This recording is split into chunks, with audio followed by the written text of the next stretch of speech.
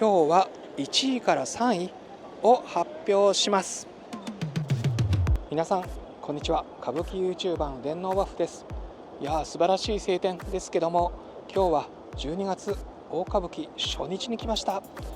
歌舞伎座の初日です。歌舞伎人気楽しみですね。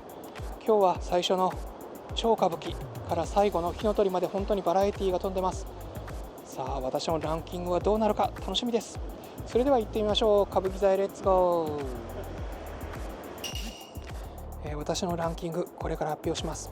その前に私のランキングですけども、3つの考え方からできてます。まず私のドーパミンが上がったか、ドキドキしたか、ワクワクしたか、感動したか。そして2つ目は私がもう一度見たいか、一幕見席としてもう一度見たいかどうか。そして3つ目、これは例えば国宝を見て歌舞伎を見に来た方にお勧めしたいかどうかという観点でつけています。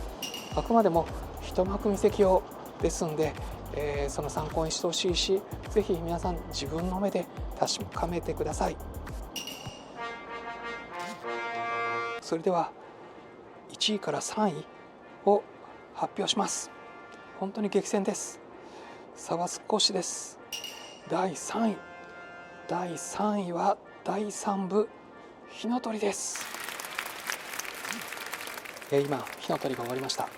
圧巻の玉三郎さんワールドですけど、今回は王の中車さんもすごい迫力でした。悩める人間、悩める惨めさもある、または自分の人生に悔いのまだ残る大王としての中車さんも素晴らしかったです。8月に初めて歌舞伎座で上演されて、そして4ヶ月でまた歌舞伎座に帰ってきました。玉三郎さんが真っ赤なこのドレス、スパンコールの輝くドレスでひらひらと本当に空気を動かしながらストレートなメッセージ、永遠の力というのは人間の体ではなくて人間の心にある魂だと、魂は永遠なんだと、そして清き魂を永遠に続けようというメッセージの話でした。8月からいくつか改善しているそうですけども、例えば山彦、海彦が火の鳥を求めて、旅立ちます。そして最後火の鳥に出会う。そして火の鳥を海彦は捕まえたと思う。ところが自分のこの金の箱には入ってなかった。でその後山彦が帰ってくる、お兄さんの山彦が帰ってきた時に、8月は懺悔するところがありました。いや、自分は次の王になるために山彦が実は亡くなってしまえばいいというふうに思った時もあったという懺悔があったんですけども、今回はそこがありませんでした。よりストレートにもう、魂の話と、大王の話に絞ったような気がします。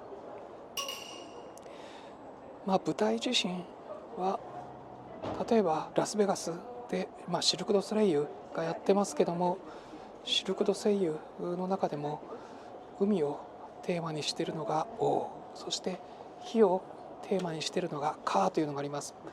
そのカーを彷彿とさせるような、赤い世界でした。そして音楽は前回だと同じだと思いますけども、美しいドビュッシーのような、そして坂本龍一のような、曲が、混ざった、バイオリンの弦楽器、そしてピアノが混ざった幻想的な音楽でした。狂言作者の竹柴純一さんという方が脚本を書いてます。世界の火の鳥の伝説を参考にして作ったということです。8月は染五郎さんと團子さんが山彦海彦でしたけども、今回は染五郎さんと左近さんでした。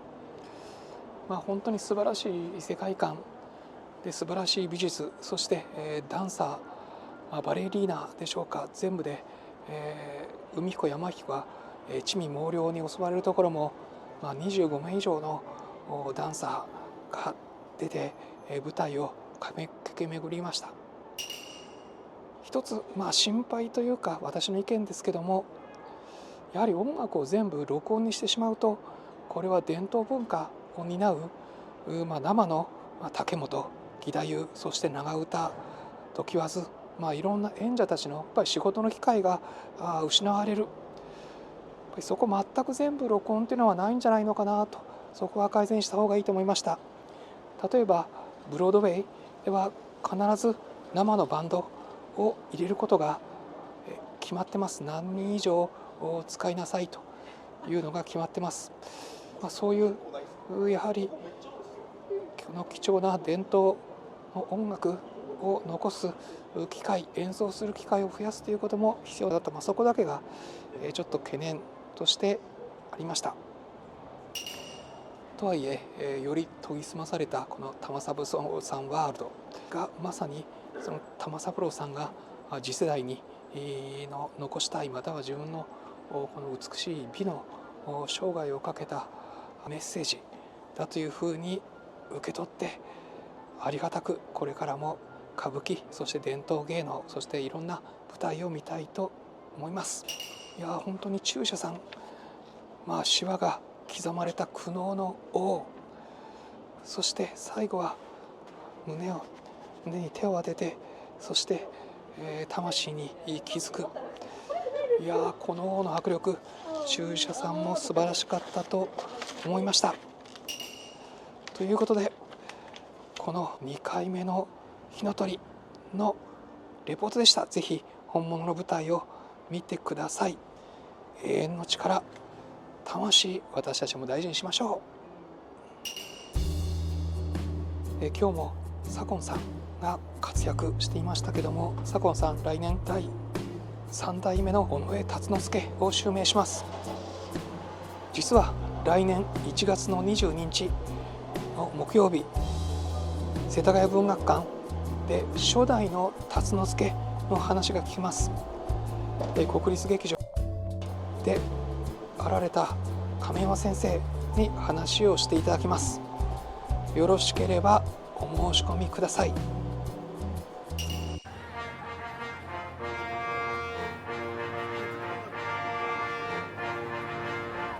第2位、本当に一緒には交通つけがたいんですけども、第2位は丸橋中也です。今丸橋中也が終わりました。いや松緑さんのこの捕物の場面すごかったです。最近見た大立ち回りの中で一番すごかったです。いや松緑さんバシバシ見栄を決めて体を張って素晴らしい舞台を作り上げました。驚きました。見応えたっぷりです。最近すごい大立ち回りだと思ったのは、これは弁天小僧明の白波の極楽寺の上菊五郎さん、これもかっこよかったですけども、今日の松緑さんのこの丸橋中也、それを超えてすごかったです。この江戸時代3代目将軍徳川家光の時代、由緒正絶の乱、慶安の変の話です。その中で由緒正絶と志を共にする丸橋中也、槍の名手が謀反を企む。最初江戸城の堀端の場では、江戸城の堀の深さを測るために石を投げ入れる。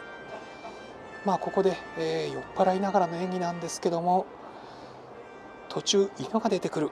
犬がこの丸橋中也とじゃれ合う。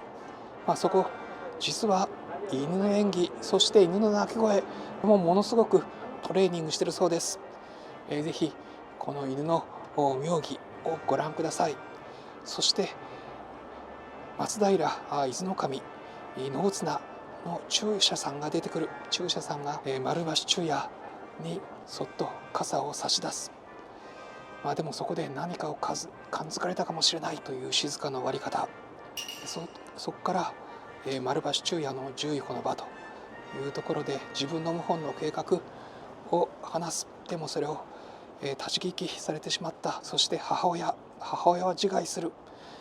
父親はこの松平伊豆守に告げ口をするということで、最後大人数で伊豆守の手勢が取り囲む。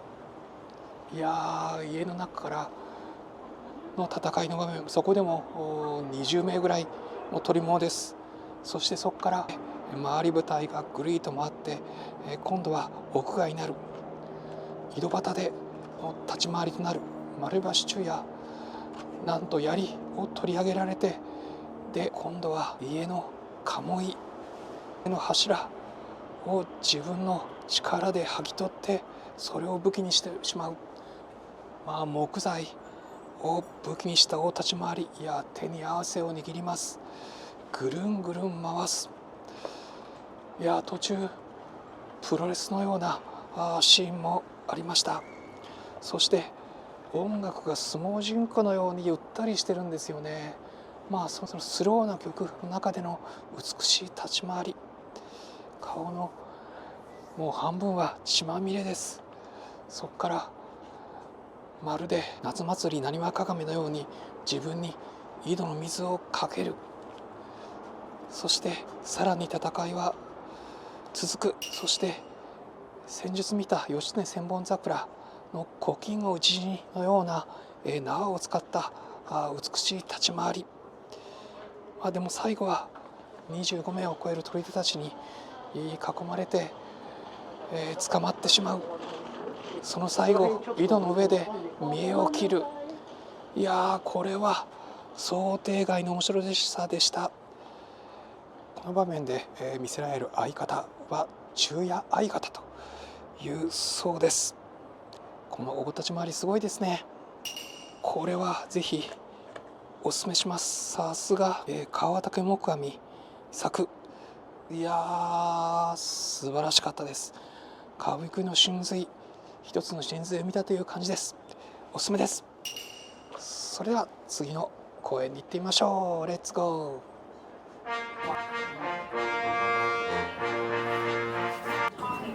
そして栄えある第1位は世は情け浮名の横串源氏棚です。おめでとうございます。今世は情け浮名の横串源氏棚が終わりました。染五郎さん来ました。かっこいい。もう輝いてますね。20歳の染五郎さん、そして75歳の玉三郎さん、この2人、与三郎と乙女、本当に2人とも似合ってました。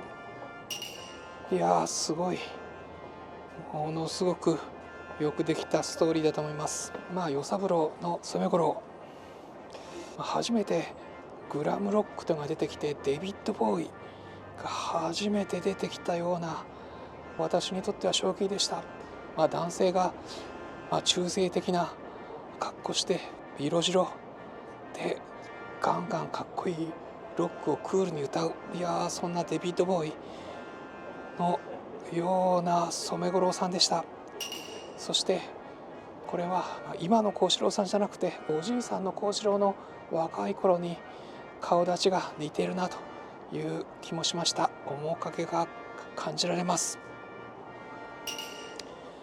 この源氏棚物語を楽しむには、実はこの前の話を知っておくとより楽しめます。もともと木更津の浜辺でその辺りを仕切っていた赤間源左衛門の妾が乙女でした。そして与三郎は伊豆屋の若旦那、その2人が会ってしまう。そして海の小屋で、仰せをする。でもそこを源左衛門の仲間たちに知られてしまう。ボコボコにやられる、切られてしまう。で与三郎海に投げ込まれる。そしてお富はそれを追って海へ身投げをする。でも実はその後お富は質屋泉屋の太左衛門に救われていたと。江戸の太左衛門の世話を受けて、妾として、暮らしていたと。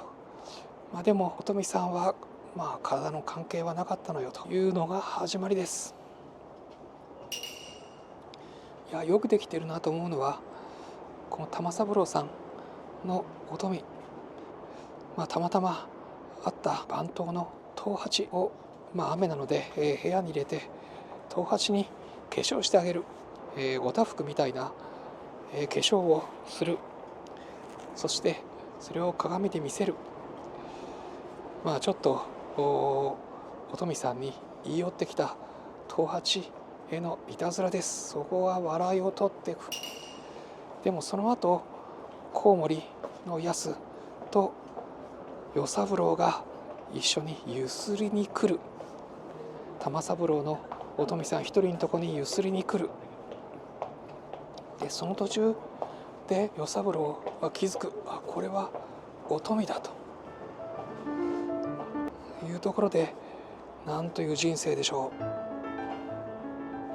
う。そこでしがねえ恋の情けがああだ。命の綱の切れたのをどう取り留めてか木更津から巡る月日も3年越し、江戸の親には感動を受けよんどころなく鎌倉のと。最後死んだと思ったお富とはお釈迦様でも気がつくめと言ってお富に、なぜ俺は嫌られたのにお前はこんないい暮らしをしてるんだと言って、追い詰めます。そこにお富を囲ってる太左衛門が帰ってきて、で、14両を渡して帰ってくれと、今日は帰れと。でお店に呼ばれた太左衛門、そっとお富に、お守り袋を渡す。そこにはほぞへその書き物があって、太左衛門が実の兄だと。さっきお富は言い逃れるために与三郎を兄だと太左衛門に紹介したのに、それは嘘だったと。で実は太左衛門とお富は兄弟なんで、与三郎とまた一緒になれるということで、いや最後与三郎がお富に言います。生涯おめえを離さないよというところで終わりました。いや素晴らしい最後、恋の成就のドラマで終わりました。いや本当にこの若さで、大丈夫かと思ったんですけども、これを見ると仁左衛門さんの色枠を継ぐ一番の継ぎ手はやっぱり染五郎さんかなというふうに今は思います。ぜひ本物見てください。染五郎さんはお父さんの小四郎さんからはセルフ回しや動きがかっこよいんで自分を2枚目だと思わないとできない役だというふうに教わっているそうです。そして玉三郎さん、やはりこの年が醸し出すこの怪しい色気があります。でも与三郎の前では途端に塩らしくなると、他のとこはキリッとしてるんだけどもという役柄です。本当にこれもう生でこの玉三郎さん、そして染五郎のオーラを見てください。ぜひこの恋の物語、木更津から始まる、いけない恋から本物の恋になる、そして成就するという物語をしっかり楽しみました。ということで今日も歌舞伎座からお届けしました。1部2部3部、逆に3部制あるんで、時間的には少しコンパクトになって、集中して見やすいと思います。ぜひ生の舞台を見てください。1月22日のこの初代辰之助の話も聞ける。そして、勘三郎さん、17世の勘三郎さんの話も出ます。1月22日神山先生の講演、そして12月18日は新歌舞伎ということで、三島由紀夫たちが作った新歌舞伎の話を織田先生にしていただきます。よろしければ世田谷文学館にお越しください。皆様、そしていいねもよろしくお願いします。そしてチャンネル登録もよろしくお願いします。よろしければスマホのアプリ使っている方、ハイプというこのメッセージ欄をスワイプすると出てくるハイプで私の応援もよろしくお願いします。ということで、今日もたっぷり一日楽しめました。12月歌舞伎座、本当にバラエティが豊かです。私の一幕見席の結果も参考にしてください。それでは歌舞伎 YouTuber の電脳ワーフでした。それではまた。